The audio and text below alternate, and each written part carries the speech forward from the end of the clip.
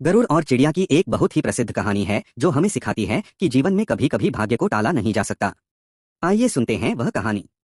गरुड़ और चिड़िया की कहानी।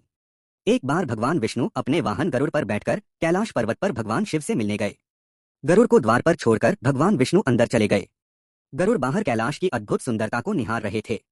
तभी उनकी नजर एक छोटी सी चिड़िया पर पड़ी जो एक ऊंची चोटी पर बैठी थी। गरुड़ को वह चिड़िया बहुत सुंदर लगी। उसी समय मृत्यु के देवता यमराज भी वहां से गुजर रहे थे। यमराज ने उस चिड़िया को बहुत ध्यान से देखा और फिर मुस्कुराए। यमराज को देखकर गरुड़ को लगा कि यमराज उस चिड़िया को यमलोक ले जाने वाले हैं क्योंकि उसकी मृत्यु का समय आ गया है।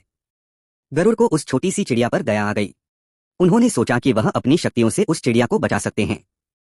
यह सोचकर गरुड़ ने तुरंत उस चिड़िया को अपने पंजों में दबाया और कैलाश से हजारों मील दूर एक जंगल में ले जाकर एक चट्टान पर छोड़ दिया।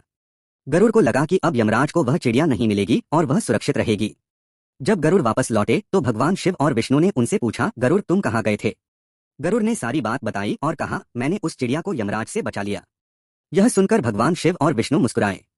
भगवान शिव ने कहा, गरुड़ तुमने उस चिड़िया को यमराज से बचाने की कोशिश तो की, पर क्या तुम जानते हो कि यमराज क्यों मुस्कुराए थे? गरुड़ ने कहा, नहीं प्रभु।